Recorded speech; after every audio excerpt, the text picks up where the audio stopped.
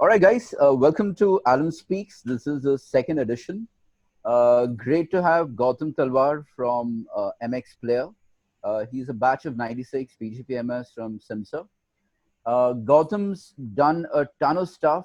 So what we're going to be doing today is we'll be spending some time with Gautam, understanding the kind of things that he's been doing, what he's up to as a chief content officer at MX Player, getting a hang of what's really happening with content in India, who's consuming it, and then towards the latter half, open it up to questions to all of you. So Gautam, on that note, a warm welcome to AlumSpeaks. Thank you. Thank you so much. Good to be here. All right, so Gautam, so to kick this off, so you had a very illustrious career, including a very more illustrious and colorful 2 years in Goa. So for some of you, Gautam's been a brave soul. He's done something which many of us have spoken about. So what sets him apart is he's at 0.01% who actually went and did it. He actually took a sabbatical for a while. So Gautam, so just to kick this off on a colorful note in these otherwise very dark times. So what is it about? Where did you take off? What did you do in those 2 years? And what got you back and why? Yeah, good question, Upendra. To be honest with you, midlife crisis hits all of us. So it did hit me at the age of 40. Had worked, got a good career in advertising. Was probably the youngest chief strategy officer in an agency at 34. With Rediffusion, spent 5 years there as the chief strategy officer for Rediffusion YNR.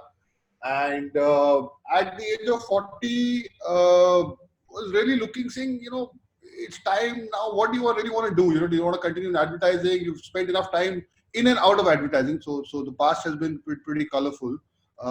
In hindsight, to be honest with you, if I look at my career, I think I have kind of tried to reinvent every 3 years. So, but the only constant in that has always been advertising. They've always been kind enough to me as an industry and have taken me back.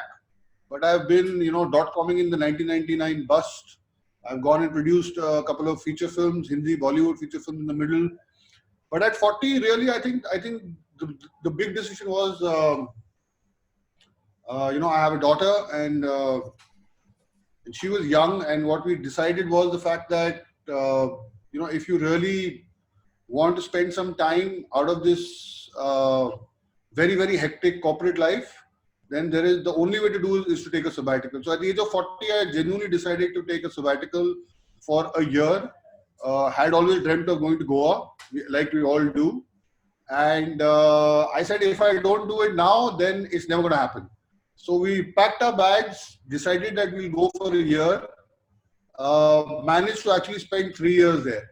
So yeah, 3 years in Goa was absolutely mind-blowing. And the largest and one of the larger reasons to come back to corporate life was the fact that I've always been passionate about content, and I've always been passionate about movies and music and all that kind of stuff. Got an opportunity to actually head a startup really in terms of the content. I was probably one of the first 5 employees for MX Player. They had actually just bought the Times of India group had just about invested in MX Player. We had invested about 1,200 crores buying the app from a Chinese company. It was the first time we did the reverse. Usually Chinese companies invest in Indian companies. So the first time we did the other way around. So we actually went and invested in a Chinese company, and we bought over the Chinese company. And they had some very interesting plans, because I think Times of India had missed the GEC boat, as to call it. They didn't have a GEC channel. And I think this is really their first attempt to getting into the entertainment space big time.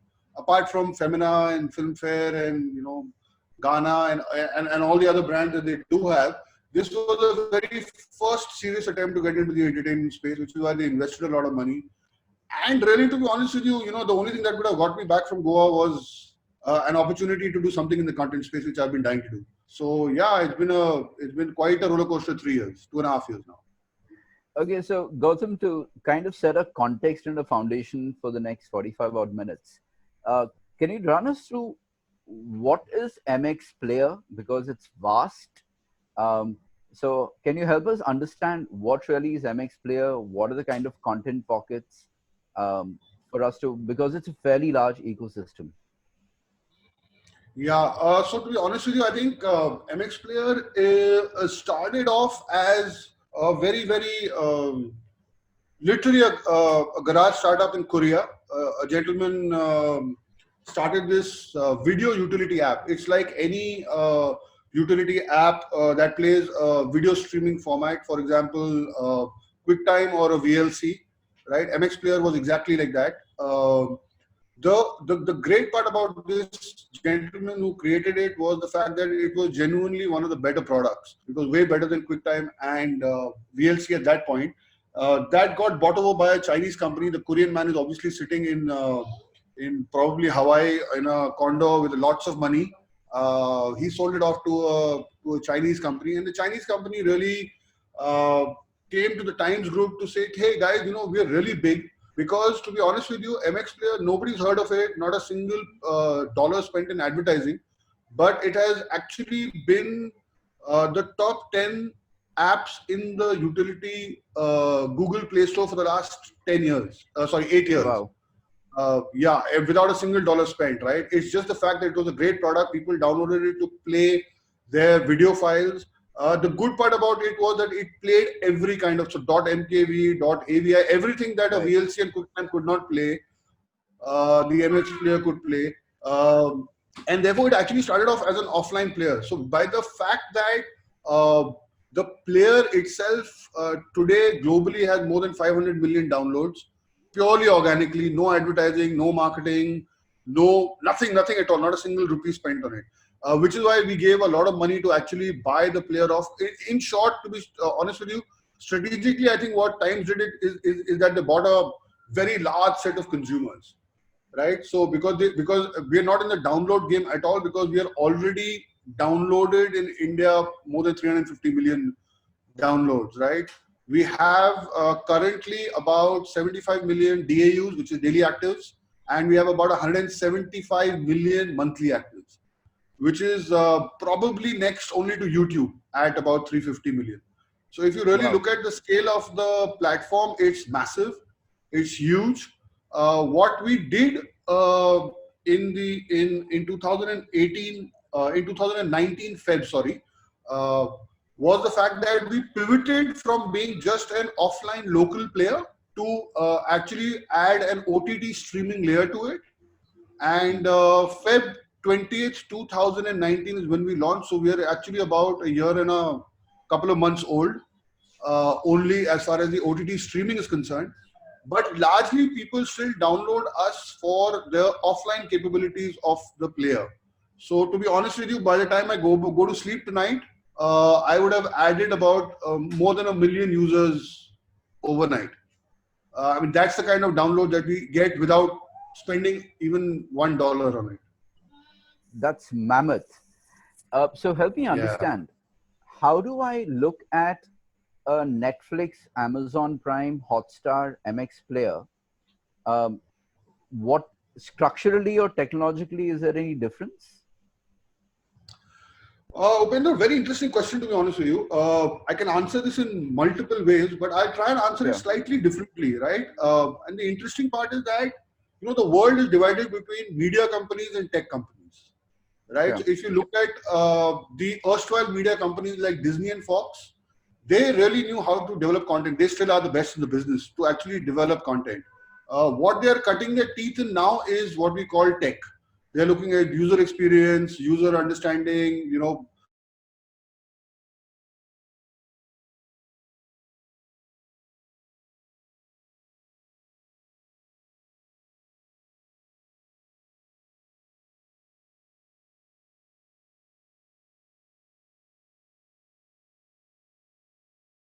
understanding how the content business runs. So it's a Sure. very weird dichotomy across the world, right? Tech companies becoming media giants and media giants becoming tech companies. It's a weird time for this particular industry. So it's like Facebook, yeah. And social media is completely different, right? That operates in a different in a different. But to be honest with you, Facebook has got Watch, YouTube has got YouTube Premium. Apple has gotten into the business of content by investing $6 billion as of last year. So every tech company worth its salt is now understanding the power of video, right? All FANG companies, right? Whether it be Facebook, Amazon, Apple, Google, they all have understood that at the end of the day, all the advertising money is going to move to something called content or video, as they call it right now, because that's what getting the highest engagement. So I guess it's a weird time for all of us. If you ask MX Player, we started off as a tech company. We are also trying to become a content company by me being there and trying to actually develop some content. But yeah, the rush is the same. Yeah, Netflix is, I mean, they've got a 10-year lead start from all of us. So their user experience, their understanding of the business itself has got a 10-year lead, which is absolutely awesome. Okay. And I was very curious about when we spoke about a few days back, figuring out what to speak on this forum today. Right. You mentioned something interesting about, and we had a good chat on this very briefly though, about who in India is consuming MX Player, right? So as a consumer or as a marketeer, when I talk Netflix and Amazon Prime, I have a certain consumer in mind. When it's a Hotstar, of course, I fundamentally think sport/cricket and so on. But then you also mentioned that MX Player has a much wider array of users. And so possibly something about that, who is consuming MX Player? Because the scale is mammoth. So I'm guessing you're clearly going beyond the Bombays and the Delhis. So who's consuming MX and what's really happening out there? Yeah, so to be honest with you, MX does not have a broadcasting background, right? So if you look at the players currently, we were the 40th OTT player to come into the market. So the competition was any which is very, very large. But if you really ask me what the real competition is, I would really classify it, at three levels. First one being the international players between Netflix and Amazon. Large budgets, large platform, large user base, all of that. Not in India, worldwide. Then we have the broadcasters, the four broadcasters. So you have Hotstar from Star, you have Sony Live, you have Voot from Viacom, and you have Z5 from Z. So that's another club of people who have broadcasting and who have a lot of catch-up TV, and they're investing massively in that as well. And then there are independent ODT players like us, right, who are basically I would call us a startup ourselves, right? So the fact that and if you divide these three people or these three clusters, the Netflix and Amazon of the world, because they're an SVOD model, they charge you subscription.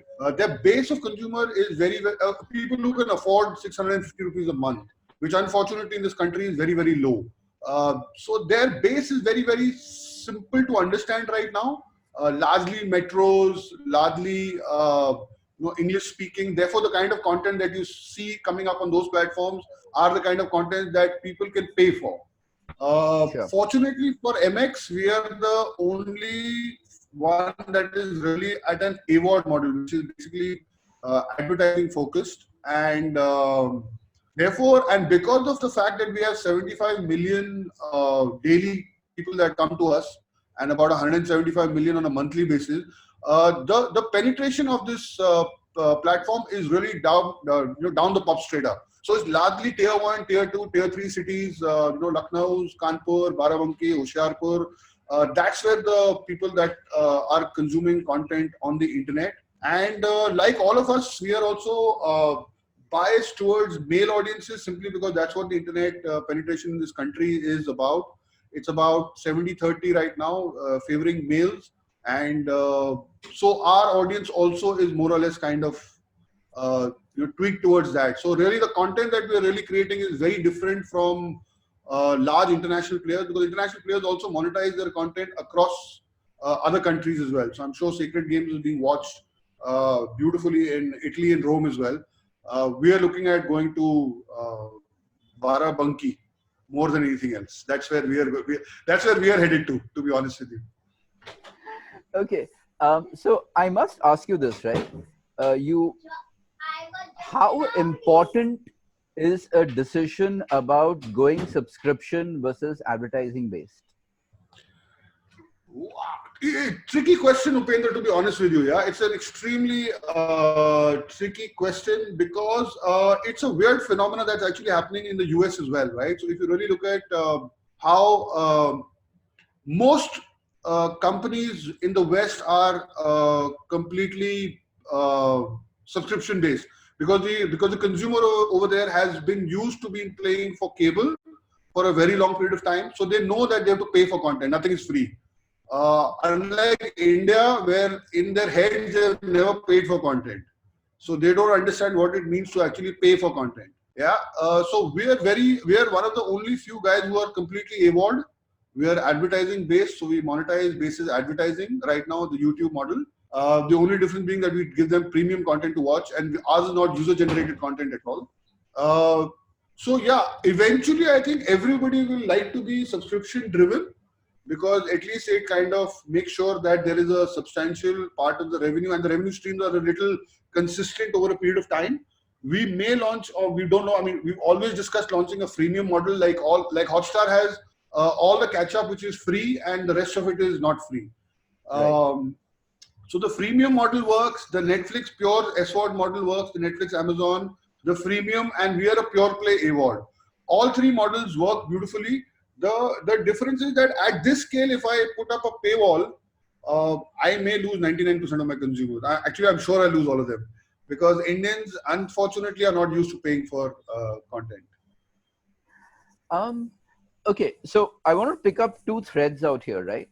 And I hear this quite often amongst marketeers. When you talk in percentages, sometimes we lose the sense of the absolute numbers. So when you have 75 million DAUs and you say, I'm getting 70% male, actually 25 million women is like very large. So sometimes I think, percentages don't justify the opportunity. It somewhere dilutes the absolute gigantic numbers that we're talking about. So 25 million is larger than the population of, I think, 50% of the countries on the planet today. Yeah, that's true. That is true. Yeah. Okay. So yeah, it's weird, Upendra. It just takes on. Yeah, it's just a massive beast, and when 75 million stares at you and you're looking at, yeah, can I even cater to the? I mean, 25 million I'll get to eventually.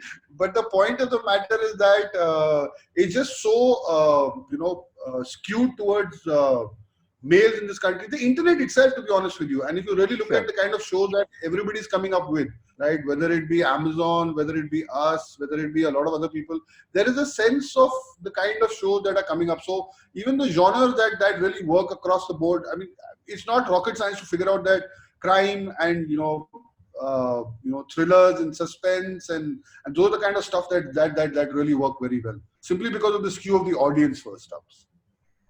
Okay, so this question has a certain personal investment in it. What's your view on, I'm looking for the politically correct term, for content which are largely women-led or at least relevant women-oriented roles? I hate the terminologies which are being currently used, because when you do have such a large content consuming population which are women, do you think the time has arrived for subjects and topics which are more women centric, or at least just don't look at women as someone dancing around the tree to fill between two action sequences? No, again, an interesting question, Upendra, to be honest with you. I think where we come from is that currently, to be honest with you, the entire television business is catering it so well to the woman audience that, to be honest with you, there is absolutely no programming for the male audience, right? Which is why the male audience has been hungry for some kind of content that appeals to them apart from news and sports. Right, that's the only unfortunate part, and we don't get the remote in the hand ever. So that's also not a probability. I think Discovery Jeet was a channel that actually tried to cater to a male audience, and I think the basic insight of that a woman will never let you get your hand on the remote is more true than anything else in the household. But to be honest with you, I think the reason why most of the OTT players are slightly more skewed to the male audience is that there is a very content hungry population waiting to consume something that has never ever been dished out to them in this country, to be honest with you. Got it. Apart from Bollywood movies, so single screen movies really do well because they genuinely cater to that mass population which says that, guys, there's nothing being made for us. Because television across all channels is very, very clearly, women centric. Whether it is Saas Bahu shows or anything else that really, apart from non-fiction, yes, it's a slightly more holistic approach to non-fiction, whether it be music-based shows or dance-based shows, but still majorly catering to the women audience. So this is the opportunity to actually try and create a parallel system to the television audience. And to be honest with you, I think it's just that men have a little less time in this country because obviously, I mean, I'm sounding chauvinistic as hell, so please don't mind the You're backed by data, conversation. Gautam. So Yeah, don't worry. it's totally backed by data, so I can stand behind that right now. This is But chauvinism by data.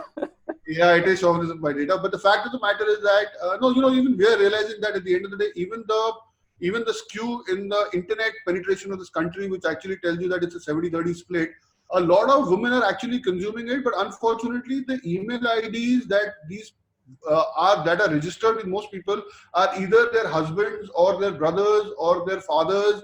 They are not there themselves. So all the connectivity is actually happening through the male audience. Though I think that there are enough women watching these shows as well. So it's not that they're not. It's just the fact that as far as the data gets thrown up, it always gets the email IDs, etc. that get thrown up is always the male audience. So I guess that's what it is. Yeah. So in fact, some of the questions coming in have been in terms of how do you know who is watching? Because when you look at these male-female stats, so those have been some of the questions streaming in. So which brings me to the next question. What is the level of data you have in terms of who is watching? Is it only based on the email ID and gender that you get at the time of registration? Or are there any other ways for you to figure out who's watching this? Okay, so to be honest with you, there are two parts to the answer. One is how MX does it, and one is probably how the rest of the world does it, right? Right. MX simply because the number of people on the platform are so large, we actually don't ask you for your email ID either, right? We don't ask you for the sense is very the resistance to actually consume. We've actually minimized it to the least possible, right? Sure. But there are other ways to kind of tap it because the way we tap it through advertising, through Google, through Facebook, and the way they come through, we get to understand a bit of saying that, what is the kind of split in the population. But to be honest with you, most other people, including Netflix, who actually has profiles of people, they know exactly who you are, where you come from. You actually registered, you kind of, given in your details before when you register. And most companies actually do that. For example, I think, and I'm not so sure, this is my understanding of competition, but if you really look at Voot, right, and if you look at their programming, they're actually building their base on their existing female audience base, which is the colors audience, right? So they know and they cater to those. So the kind of shows that they're also coming up with, it's not that simple, or, the kind of shows that they come up with are a little more skewed towards the woman audience. So it will not be true for me to say that all OTTs are hankering for male. It may be very specific to us.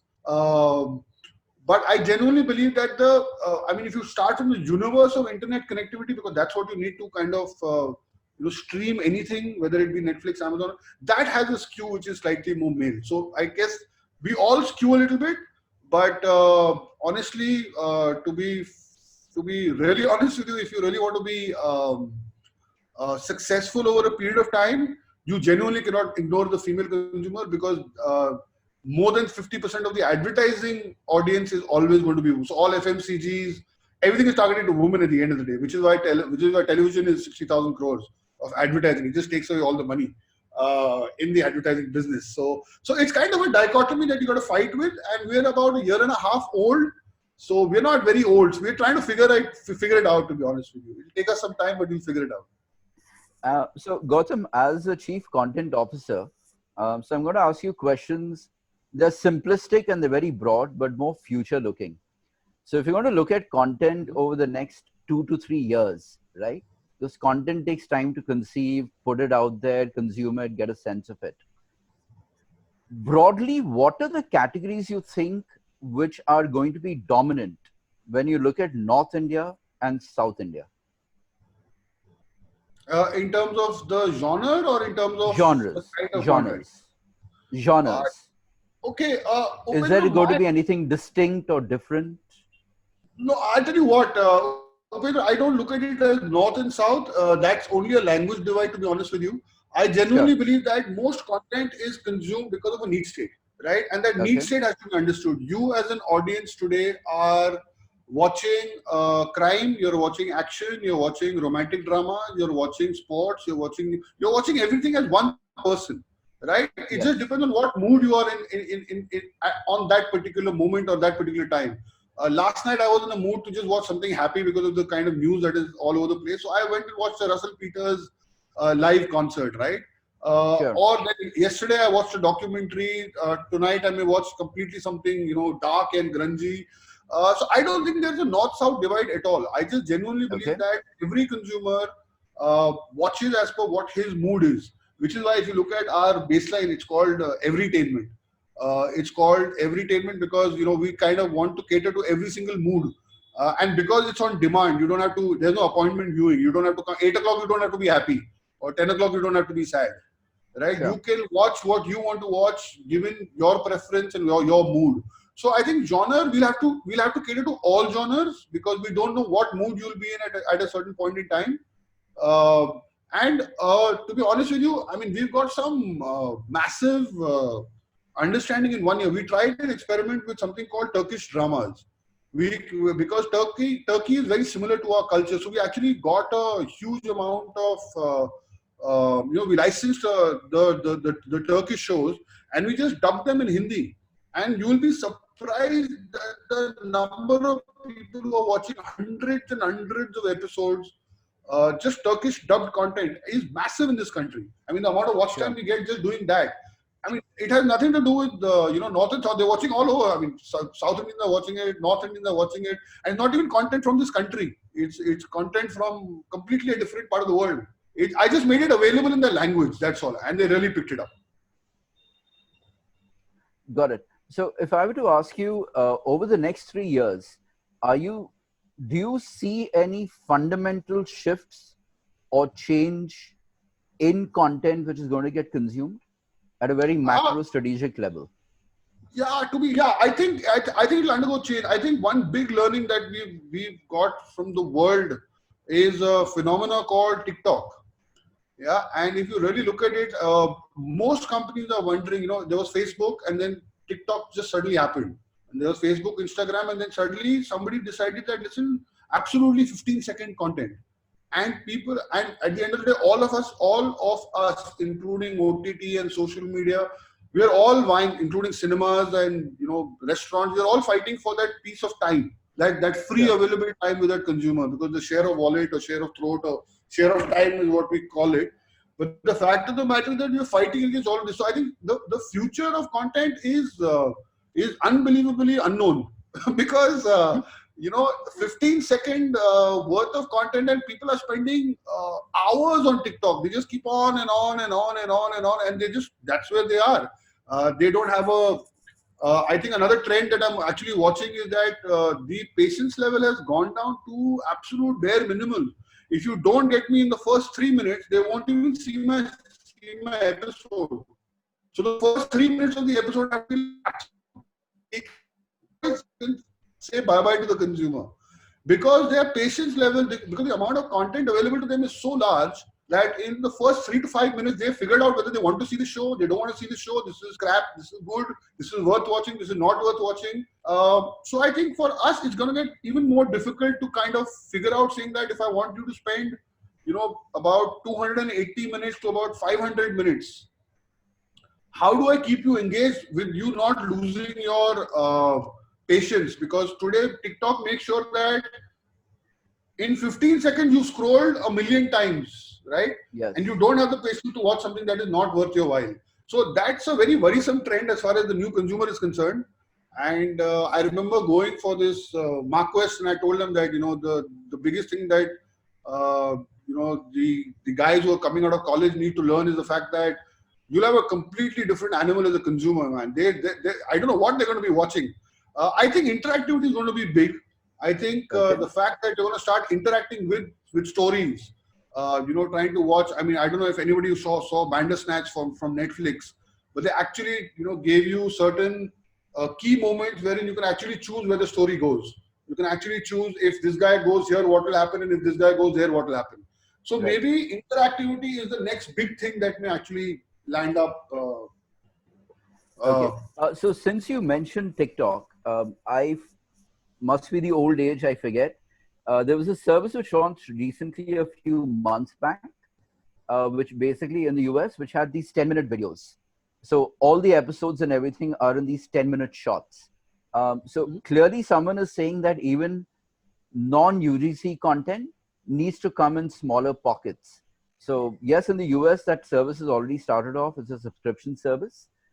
And they have these 10-minute episodes and they have across genres, documentaries and so on. So I can see where you're getting at. Do you see that possibly coming into India as well in the No, context of produced content?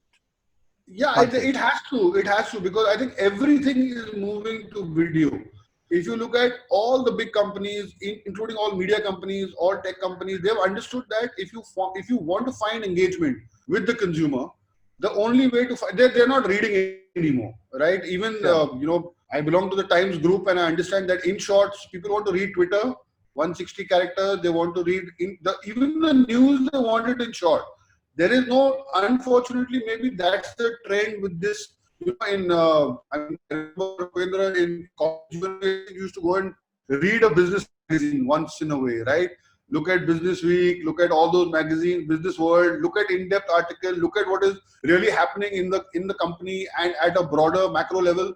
I think the consumer here is not worried about depth; they are more width oriented. So therefore, I think anything that is short, crisp, fast to consume and move, they are a lot more drawn towards that. And that's the way it's going to progress, I think. I don't think that's going to change at all. Yeah, Okay. that's my take on it, I guess. All right. So this question I've been yearning to ask since the beginning, so I thought I'll set this up. So, and as a content officer, you are pretty much the one calling the shots in terms of what content you produce and what content you show. Is that fair? Do you wear both the Yes, hats? Great. Okay. yes. So when it comes to producing content, how do you figure out क्या बनाना चाहिए और क्या नहीं बनना चाहिए? What's your golden Uh, mantra? uh, uh, really tough question to ask. But we've tried to make it a science, but it's never going to be a science. And I genuinely believe that, because a story comes from the gut. You have to actually, eventually, the final decision is always going to be a gut call. But at the end of the day, there are so many variables that go into actually greenlighting a project, right? Who's the writer, what's the story, what's the genre, what's the budget, who's going to be watching it, for which part of my consumer cohort am I making this particular show for, what is the probable watch time I'm going to get from this particular show, how much marketing will it eventually need. It's like any product here. It's like any product that we will launch. Unfortunately, it's like the film business, unlike the FMCG business, wherein, you launched Fair and Lovely 1975, and it's 2020. It's still the largest selling cream in the country, and I worked extensively on it while with my stint with Lintas. And the only thing we actually innovated on was actually the marketing.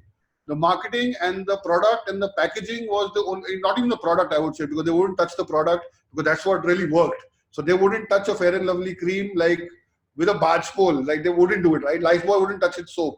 I mean, incremental changes only, but the largest innovation was actually done on marketing and storytelling and the packaging. It was always said new Fair and Lovely, there was nothing new in it for the longest period of time, right? And there is nothing new in. Unfortunately, in our business, it's literally every Friday there is a new product out, right? There is actually a new. So our shelf lives are literally.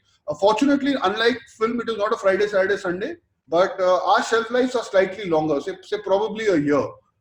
There are people that still come back to a show called Thinkistan that I made on advertising. If anybody gets a chance, guys, it's a fairly decent representative of how the advertising business works in this country. They are it's a good marketing show. I mean, even if I would say it so myself, It's called Kiska Hoga Thinkistan. You can go and watch it on MX. It's actually free. That was a plug-in, by the way. Okay, so I'm going to start integrating some questions coming in from the guys who logged in today. Sure. So a couple of questions are on the Indian diaspora and the NRI audience. And Satwinder has referred to Z5 making some headway. I know even Eros is heading in that direction and a few others. So wearing an MX hat, is that a consumer segment and market which excites you? And B, anything different that you're doing for that audience in specific? Or do you think content is universal? To be honest, yeah, I mean, I got a call off today morning itself on this. We will be expanding. We've already expanded to SAARC. We are already available in Nepal, Bangladesh, Sri Lanka. Can't go to Pakistan right now, but hopefully when things are better, we'll go there as well. Already available as, like I said, we've got about 500 million downloads worldwide. So even in the US, we have about 6 to 8 million downloads already. But they're not the Indian audiences. They're more the local Hispanic audiences there. So we'll have to now look at that audience, look at what they're looking at, look at what they're watching, and probably have a completely different content strategy for that. Hopefully, we'll be going into the Middle East soon enough as well. So yes, different Okay. content pieces for different parts of the world. All right, great. The second is another interesting question. So we're, of course, talking of video content. Are you looking at other dimensions like gaming as well? Yes, I mean we already launched gaming onto the platform. See, I think Upendra, overall, I think the world. This is a slightly interesting trend that is actually happening in the US. They're called super apps. I don't know if you've heard of it, but the fact is that a lot of these apps are because how many will you download, how many will you pay for, which subscription. There is a genuine consumer concern at the end of the day, saying how many will I how many will I subscribe to? Because everything is becoming a subscription model, right? Including Times of India, which went behind a paywall, by the way, 3 days back. The e-paper actually went behind a paywall 3 days back. Uh, so there's a concept of a super app eventually. So yes, we actually launched casual gaming already onto the platform. It's doing pretty well. We also have music onto the platform already, unlike other OTTs. So we have Ghana is a company owned by the same by Times Internet set of people. So we've got Ghana as well integrated. So we've got music, we've got streaming, we've got catch-up TV, and we've got games. So we're trying to become what we call a super app. There is something called hyper bundling. So probably over a period of time, you don't have to go to multiple places to do it. Probably one or two apps should be able to kind of give you all your entertainment needs at least. So that's the broad level of thinking. But like I said, we are a 1.5 year organization right now, so we've got a long way to go. Got it. And since you touched upon elements of the future and interactivity, are we anywhere close to VR becoming a reality at scale, or is that a very distant dream still? No, interesting that you talked about it, Upendra. Just before the lockdown, I met a guy who actually came with a VR set and said, "Hey guys, let's make something here."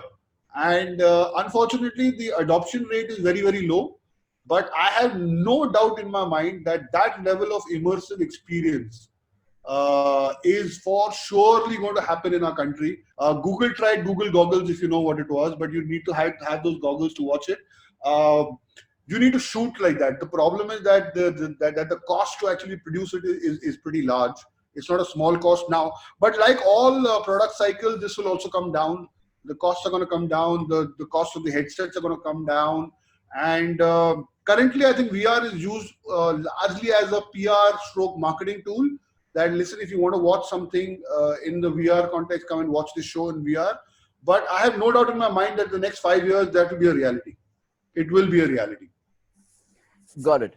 Okay, so there's a crowd favorite which has cropped in on a few dimensions. It's what I would call as the elephant in the room, which has just issued special equity rights. So in the evolving landscape, what's your view on Geo? Oh, Geo. I mean, see, they're massive here, guys. There's no question about it. They're absolutely massive in terms of the telco size that they have. Uh, what are their plans right now? I'm not so sure whether they are very specifically looking at. I mean, if you look at Reliance, all of Viacom is Reliance. At the end of the day, they've got all of it, right? So whether if you Yeah. look at 37 channels, they already have. So they're already in broadcasting. They're already in the OTT space with Voot. They already have Geo Studios with movies. They already have Geo Cinema. They have Geo Television. As in, I don't know what their focus is. I think their tab with Facebook gives you a very interesting insight into what they're really looking at. They're probably looking at a lot more to do with real e-commerce business rather than only look at entertainment as an industry. I keep joking with people that probably you may not get Mr. Mukesh Ambani even in a board meeting because all of Bollywood is 20,000 crores. He won't even come to attend that meeting, even if he has to buy it out. Because the unfortunate part is that you can't buy out Bollywood because it's not a single entity. They're just different family-owned businesses. And therefore, there is no one single entity to cut a check. Otherwise, 20,000 crores would have been cut a long time back. So, yeah, no, Geo is very seriously competition. There is no question about it. I think they're very serious about their telecom business for sure. But they're also very serious about their provider business, whether it be telecom or Geo Fiber. I think they're building the pipeline. They're not necessarily interested in owning what goes into the pipe as well all the time. They're more interested in making sure that the pipe reaches you, whether it's a telco pipe or it's the Geo Fiber pipe. So we will always work in collaboration, and maybe I will use their platform, like Z5 uses Vodafone, and all OTTs are already on all platforms in any case. So So, Vodafone, Airtel, they all have it in any case. so Gautam, yesterday I was watching this Netflix documentary on Harvey Weinstein. Now, of course, the documentary was on something else, but it quickly took me back through the age-old Hollywood studio days. Then you had the Disneys, then you had the breakthrough guys like Miramax. In India, of course, you've had these niche content coming in. And something which has been proven, I think, pretty much over the last 100 years, ever since movies started. Fundamentally, content is king, right? Uh, Amazing content breaks through. It breaks through the clutter. It creates mass audiences, and it surprises you. So my question is, as a content head, correct? Uh, One is you see all this huge, big stuff happening around you, correct? Do you think going forward, the weightage on distribution and money is going to swing, or do you think content will still be king? I'll just answer that with one line. I think content is king, distribution is God. I'm being really honest. I think content will always be ठीक है? king, but distribution is God. Today we have a platform which has so many people coming in, and the only reason why we are that big is because we have MX and we have the audience coming in. If you don't have the audience coming in, you can have the best content in the world. It doesn't matter, right? It is the distribution that really, really matters. It's exactly like FMCG. You can be the biggest brand in the world, but if you don't reach the last thela, the way ITC makes sure that the last cigarette reaches where it has to reach, it's going to be difficult. Yeah, it's not going to. Distribution is really, really important. You cannot deny. You look at single screens, you look at multiplex cinemas, you look at a single screen film, you look at the box office collection, you look at what happens when a Golmaal releases, and you look at what happens when a Sky is Pink releases. Sky is Pink is a beautiful film. I personally really enjoyed that movie. And it has Farhan Akhtar, and it has Priyanka Chopra, and it has Zaira Wasim. It has a brilliant director called Shonali Bose.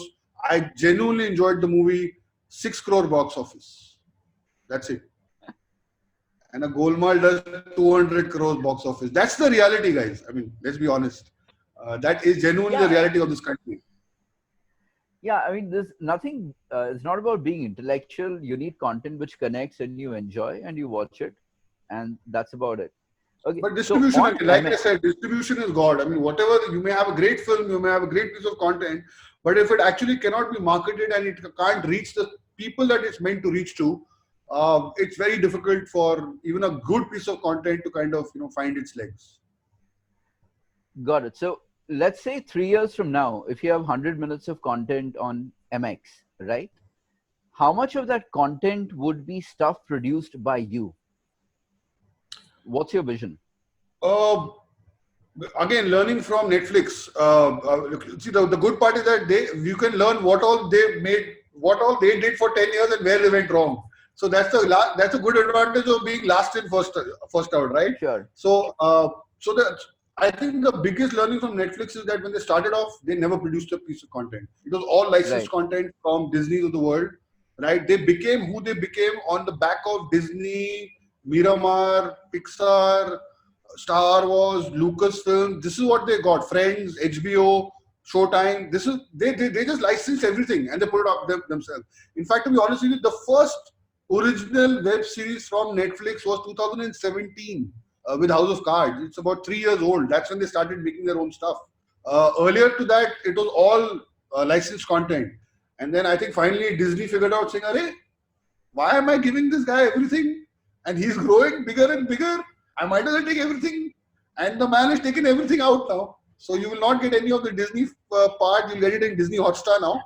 And which is why they kind of ramped up their productions big time. Eventually, I think the only way to sustain this business is going to be self-sufficient. So you might as well create your own library over a period of time. Otherwise, it's very difficult to. I mean, you'll always license whatever you can, but I think eventually you'll have to make sure that you have enough of your own stuff.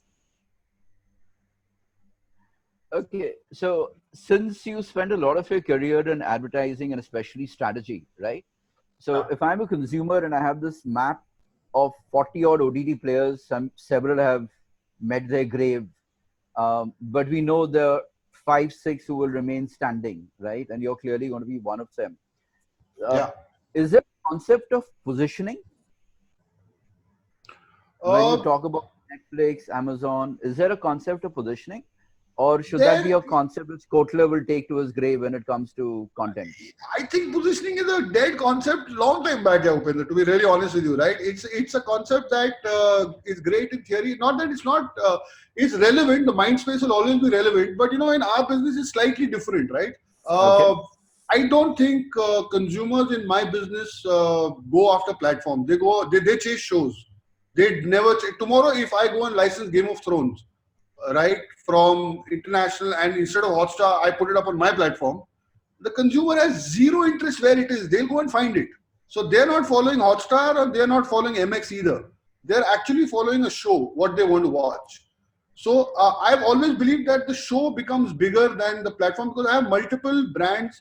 It's literally a portfolio kind of a strategy wherein you look at saying that do consumers follow? But yes, if you look at an extremely broad level, then I would say that yes, which is the first OTT that you go to every day. So you probably may say I go to Netflix first, then I go to Amazon, and so there is a subconscious benchmarking of quality in your mind that you literally have, right? And maybe that's what is at play. But trust me, if I get 3 of the biggest Netflix shows today to MX, right, or if I get say Narcos, and I play it on MX, the consumer is going to forget Netflix and come and watch it at MX. They don't care. They're chasing shows. So the shows have become bigger brands actually eventually over a period of time. Okay, so I am tempted, and just for the kicks of it, so we say distribution is God and content is king. Somewhere isn't there a dichotomy in that? Because we are saying if the content moves, then are you an atheist or what are you? I don't know. But it's, I don't know, it's a little fuzzy, right? Shouldn't we still say content It is king? fuzzy. It is fuzzy, but I tell you what, I genuinely believe that without the distribution muscle, right, it is Sure. very, very difficult. For example, now you have, let's take the example of, say, Netflix and Amazon, right? Right. The conversation right now, and please, I genuinely appreciate those brands, and just because the competition is not why No, I'm sure. lampooning them right now, but Sure. on a very extreme note, what is the subscription level for a Netflix? It finishes between Bandra and Kolaba. Yeah, because those are the guys that can actually afford a Netflix and an Amazon, right? Sure. So the number of people that actually land up watching a beautiful show that they put out, like I genuinely enjoyed Patal Lok, to be honest with you. I watched it and I think Amazon done a beautiful job with that show. Unfortunately, because you have to pay that amount of money to actually have an access to that service and discounting currency, The other part of the corollary is that everybody's seen that show because everybody's pirated it. So I've met enough consumers in Lucknow wherein they'll actually have people that you can actually go there, pay 20 rupees and take a web series and go home, right? So even that is available to you at a piracy level, but okay, that is illegal. But my point is that if a beautiful show like Patal Lok, legally accessibility is a problem. Most of India will Sure. not get to see that show. And therefore, when I say that the show will not become as big as it can, I genuinely think it's a big show. If it was on my platform, we would have rocked the board because it's a massive number of people seeing it, word of mouth, people talking about the show. It has to translate. And India is too big a country. You cannot evaluate India from your lens of top 8 metros. They're nothing. It's really the heartland where it really needs to work, and that's where you need to get your consumers from. Got it. So Gautam, moving on to any innovative ways in which brands are integrating with your platform, apart from Yeah, range and advertising, some yeah. So we tried examples, funky non-fiction. stuff. So we tried. There is a full. We've got a lot of TVF shows as well. To be honest with you, we've got most of them. We have an output deal with them. We just launched Cheesecake, and we got Immature, and we got a lot of shows from TVF. Uh, I think we're learning that game right now. To be honest with you, the branded content space is a very big space now, because I genuinely believe that and I belong to advertising, so I know that that model of advertising is dead. That model of marketing is dead, wherein you have a 30-second ad and then you say, okay, now let's make this 30-second ad and just broadcast it on television, and we've got everybody. We grew Right. up in that era wherein we had one campaign, and we did edits of those campaigns, and we did tweaks around those campaigns for digital medium. This thing, uh, I was surprised myself, and I'm an old fog in advertising, that I think Paytm would run about 40,000 campaigns at one point in time in Google. So they don't have one campaign running. A client like Paytm would have thousands and thousands of campaigns running across the board. So Sure. it's humbling to understand even how advertising and marketing is changing so rapidly that old foggies like me will also have to relearn and unlearn everything that I know in the business. Got it. Okay. The next is, are you, is the consumption of content beyond Hindi, is it growing differently, faster? Basically, can you give us a quick sense of what's happening in Hindi content vis-a-vis Tamil, Telugu? Any interesting nuances which you notice? Okay, I'm going to share it here. I usually don't. Since this is an education group, I'm sure I can share some amount of data. Uh, I think we launched a show called Queen. Yeah, it was loosely based on a book that we acquired, which the book said that it's about journalism, and there was some comparison made. When we launched that show, we did not have a large presence in Tamil Nadu, right? We have a certain set of users, but the amount of new users that we got onto the platform just by putting out a Tamil show, right? It's a phenomenal success there. But the more interesting part is that the dub version of that same show in Hindi has done equally well. So that's the beauty of a good piece of content when you put out there. The Hindi version, the Telugu version, the Tamil English. We had 4 versions of that show, and all of them did very well.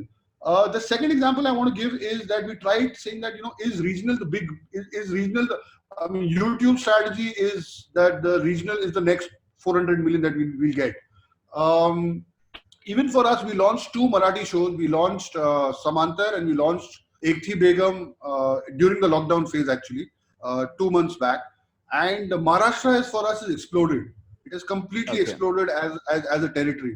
So I genuinely believe that the more local you get, the more nuanced you get for that particular audience. And like you said very correctly, Maharashtra would be bigger than Spain, right? And therefore itself is such a large West Bengal with Hoi Choi is rocking because the moment you get to consume content that is culturally more relevant to you and in a language that you are comfortable with, it really works wonders. And that I've seen across the board.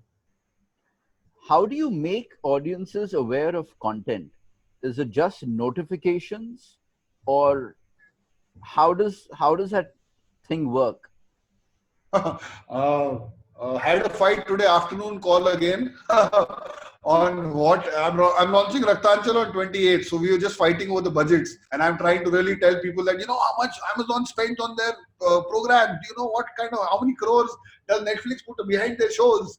And yeah, because see, we're a startup, so we won't have Sure. those kind of budgets. But to be honest with you, I think a lot happens on platform. I think for Right. us, I think for most people, I think it is great to make noise outside, but there's a lot of noise that we get so many people. We get 7.5 crore people daily for us here. That's a large audience coming to us daily. Now the whole point is, can we start talking to them about our shows? So a Yeah. large part of our conversation actually is on the platform itself. So the moment you come to the offline player, there will be an ad pushed to you. There will be a poster pushed to you. There will be something pushed to you to tell you that, hey, why don't you come and stream online and see this new show that we put out there for you.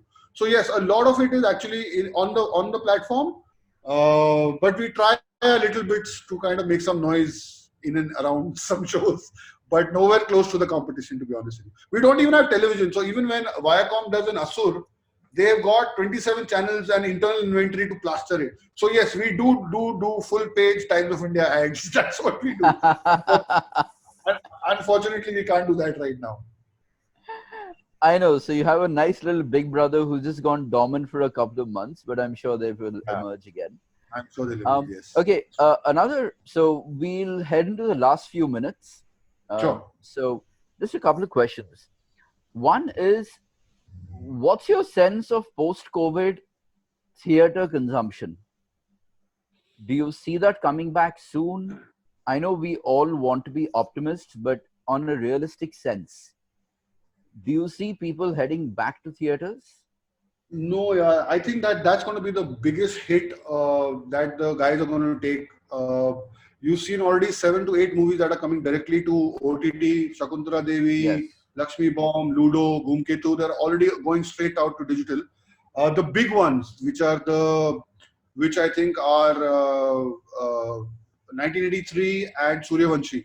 I don't think those can afford to go directly to digital, so they will wait for.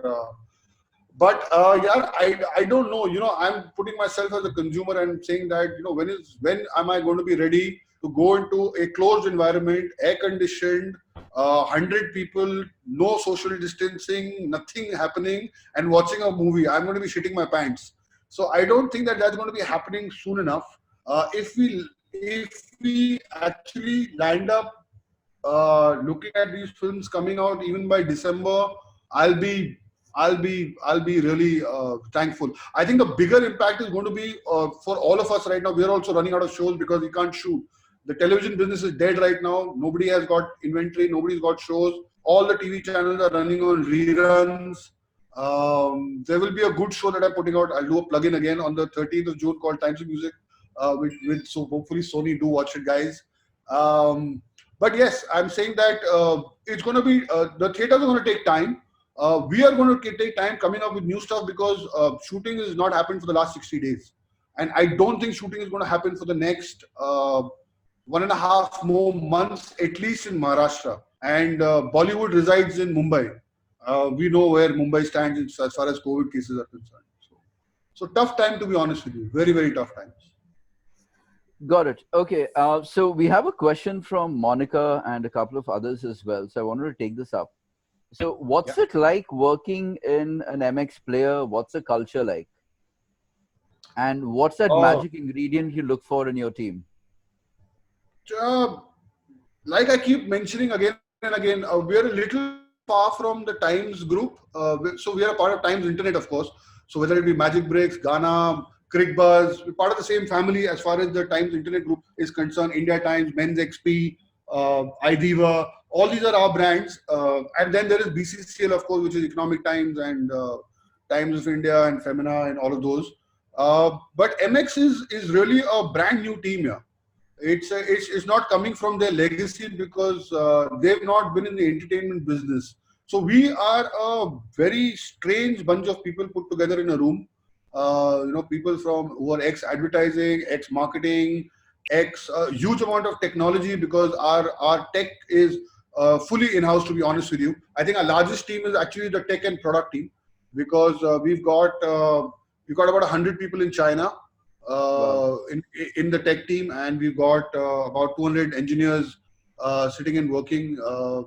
Because to be honest with you, people think it's a very simple business that you just make a show and put it out there. But to run an OTT platform is a massive cost, and it requires some serious minds.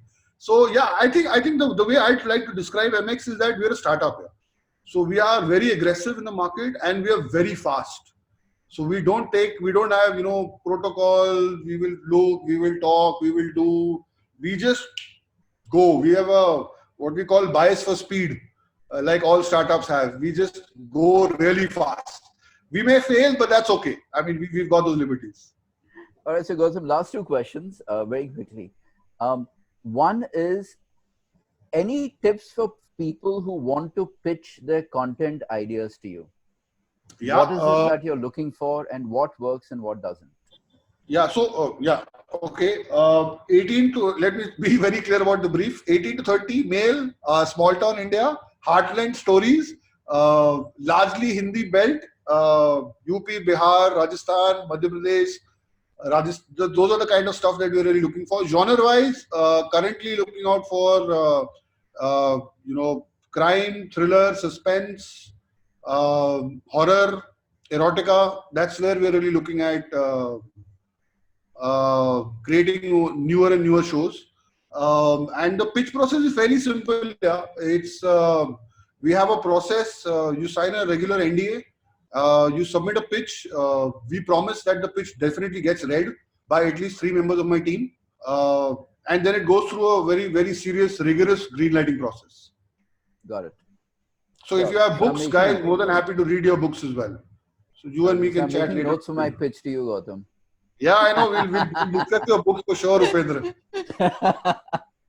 Okay, and the last one. So as you said, you're a startup, right? Quite a few alums are startup entrepreneurs, some successful, some very early on.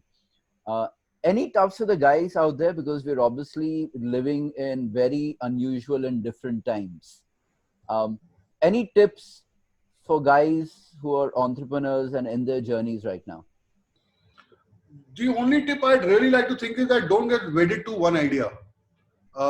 Really don't get it to one big idea, because by the time you think of the idea, that, and I give that example about myself in content, right? It takes me 18 months to actually produce a show and put it out there.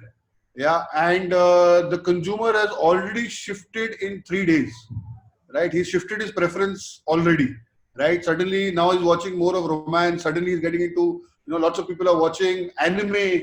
Suddenly some people are watching Turkish dramas. So, I mean, I'm like, it takes us about 18 months to put something out there. And then, the consumer is moving at such a fast pace. And things like, disruptive technologies like TikTok and stuff like that are happening so fast that if you spend too long trying to figure out the holy grail, my genuine advice is don't. Learn along the way, keep moving fast, keep pivoting if you have to. Everybody pivots. Zomato is pivoting, Amazon is pivoting. Amazon started as a bookseller. Now you know what it does. So if it said, no, I'm only going to sell books for the rest of my life, then probably you wouldn't have that company right now. I think that's the only tip that I would really give to most startups, right? Don't try and find the holy grail. Try and make your own mistakes. You will. There is no getting away from those mistakes, but try and not get wedded to a very long-term idea, especially in times of today. It's the world is changing too fast. It's just changing too fast. Got it. So Gautam, had an amazing time. On this note, Monica, are you there?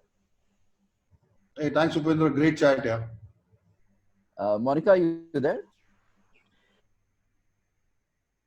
All right, so yes, Upendra. Monica ma'am is there. We'll just unmute her and get her. Yeah.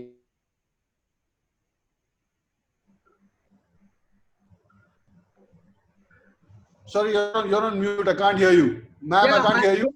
No, I listened to the entire conversation very intently.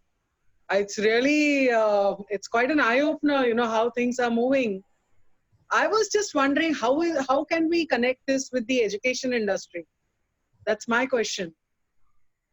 I mean, there is so much content for entertainment, but there's a huge amount of, the way the students are consuming knowledge and information, that also is undergone a change. So any way where we can connect like this, of course the Byju's and all are there, no doubt, but Yeah. just a thought, wild thought. I don't know. I genuinely think that I think the practicality of the speed has to be somehow understood by most students getting out of campus. It's great to have all the knowledge that is actually imparted by. I mean, we are all products of the same institute, so I genuinely believe that it shaped us quite a bit to coming out of Simsr and learning what we did at that time. And you were a part of our. I still remember you teaching us. So. Totally appreciate all of that. But the fact of the matter, ma'am, the impact was good, yeah. the impact I hope was good. Yeah, I genuinely believe that. I don't know how it is right now, and I'm sure it has changed quite a bit. But the one thing that I genuinely believe with the education business is the fact that the sense of what is actually happening in various industry and the speed at which it is happening. Because one thing is for sure, it does not matter which business you are, manufacturing, content, media, technology, FMCG, it doesn't matter. All businesses are or will undergo a very massive shift in the way they do their businesses. And I think that shift has to be understood very, very seriously in whichever way is possible. I'm sure Upendra with all his insurance background, I'm sure it's changing. I mean, the way we did insurance advertising, and I've done ICICI Pro a long time back, and the way insurance companies now with Policy Bazaar, it's just changing everything about the way you're doing their business. So I think if that input could come into the education world, I genuinely believe it will just help students to kind of really figure out. And I genuinely believe that all the theory that has been taught, at Simsr, it's really, really valid. Just add that topping of that speed practicality to all businesses. How quickly a business goes out and bust. It's something that they should be aware of, because that's the world that they're going to go into. They're going to get jobs, and then jobs are going to get no more, and suddenly there will be no jobs, and then again there will be some jobs. So that cycle they have to get used to, because that's the world that it is becoming. Unlike our world, where it was a little more paternal, companies who used to take care of people, and they were very. It's the culture is changing. The culture in most organizations is saying that either we survive literally funding to funding. That's the way the businesses are functioning. Got it. Okay, Monica, thanks. Amazing question. Gautam, amazing catching up with you. Wishing you and MX Player and everyone on the team out there every success. Thank you. You had a wonderful start. I hope you add a few zeros to the audience and the consumption patterns. Yeah. And one last request on behalf of all of us. The next time you go to Goa, please let us know. Done deal. Please ping me for any details on Goa. I'll let you guys know where to party. Really hard. All right, buddy. All the best. God bless, man. Take care. Thank you, Arvind guys. Himanshi, thanks once again for putting this together.